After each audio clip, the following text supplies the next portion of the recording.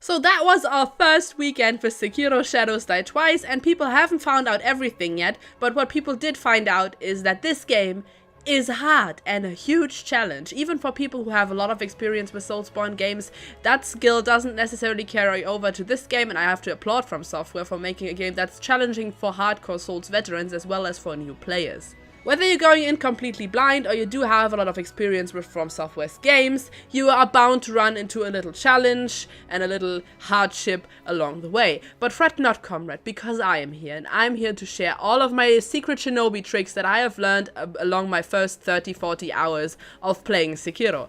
So stay tuned for an easy way to defeat the Chained Ogre who's just walling people off from the experience that is this game, and some other tips that might be useful for you, whether you're new or whether you're just new to Sekiro in general. If you're anything like me, you have probably spent the first couple of hours of Sekiro just getting yeeted over in the cliff by the Chained Ogre, which is understandable because that grab attack, boy, it is fierce. But you can actually avoid that and get him down much faster if you follow a couple of simple tricks and aren't completely against a little bit of cheese.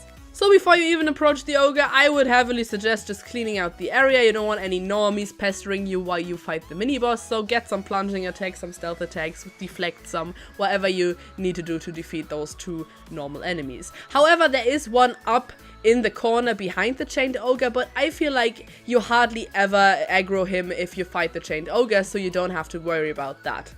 Once you approach the Chained Ogre, he will free himself from the shackles that he is in, and that's a good thing. You want him to completely break free of where he is constrained and be angry with you because you trespassed into his swamp. That's what you want in the first place.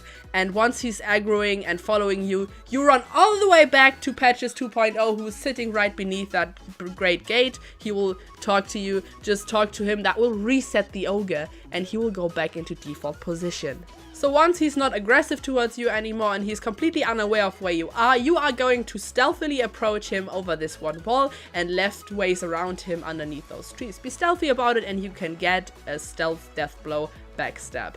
With one of his markers already blown off, he's becoming a lot easier and you don't have to last out that long because you most likely only have one healing gourd and a couple of pellets, which he can wear out quite quickly if you're careless about it. So now you have just one health bar that you gotta diminish.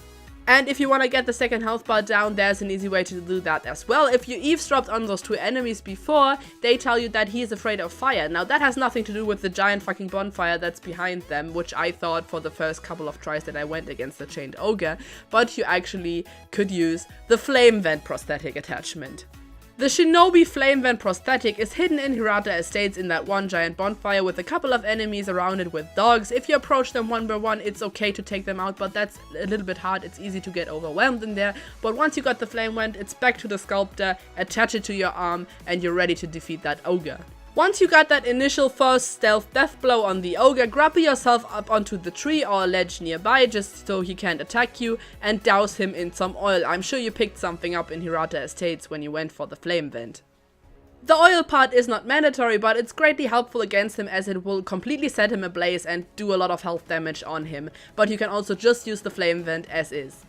Once he went up in flames, or if you blast him in the face with your flame vent, he's going to get staggered and will stop attacking you, which is the moment you wanna use to absolutely wail on him. R1 spam, hit him with all that you got, and as soon as he comes out, you wanna dodge away and try to not get hit by him. But you should have done a significant amount of health damage by this point.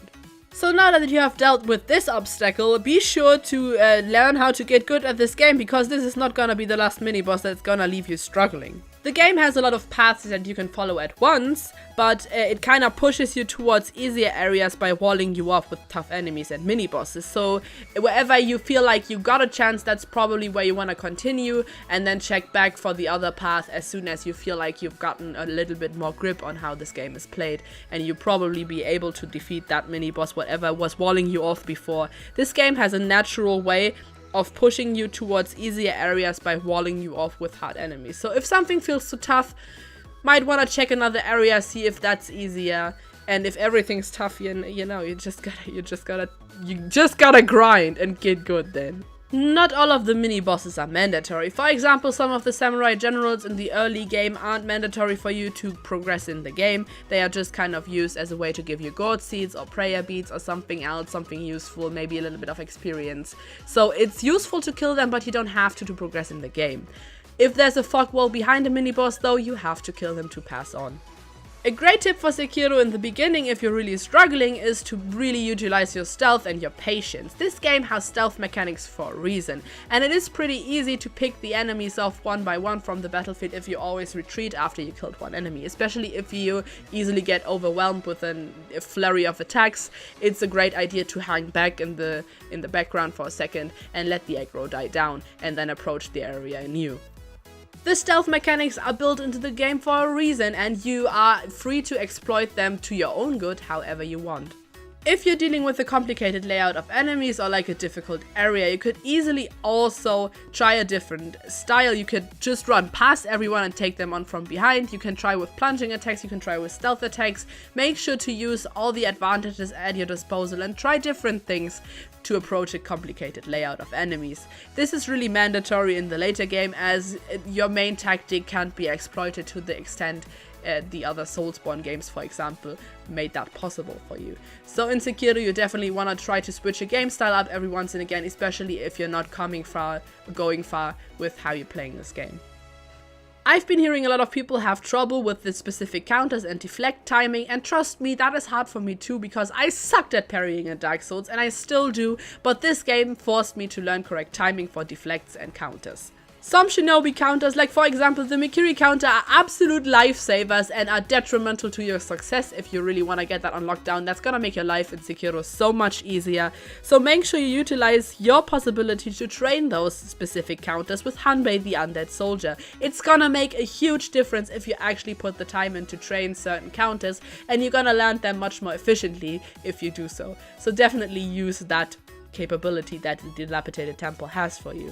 For all counters and deflecting, there's one thing that's not gonna work, and that is button mashing. You can't just mindlessly mash the button that you use to deflect and hope one of them will land. That will actually lower your chances of landing a successful deflect or counter. So make sure you really time your button presses and press just once. Trust me, it's dangerous, it feels dangerous, it's scary, but it will make it so much easier. In the end, those are all just tips that worked for me, but they might work for you as well, so it won't do damage if you actually try them out. In the end, everyone has their own specific ways of dealing with complicated layouts and areas, and you can take your time to find yours. You might find my tips useful, you might not. However that works, make sure to take your time to find your playstyle, because this game offers a lot more than you might think from like the shallow surface. You really can customize the way that you play, and I'm sure you will find a way that works for you.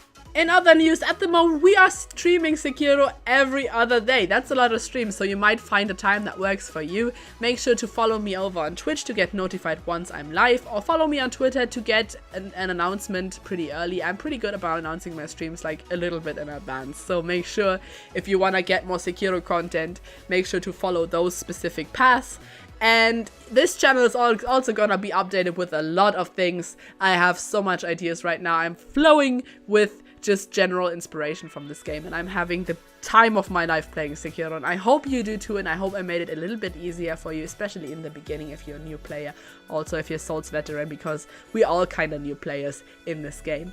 Thank you so much for watching. Thank you so much for taking the time. Make sure to let me know your opinion in the comments below. Just watch your spoilers. That's the only thing I'm gonna ask of you. And I'm going to see you guys next time.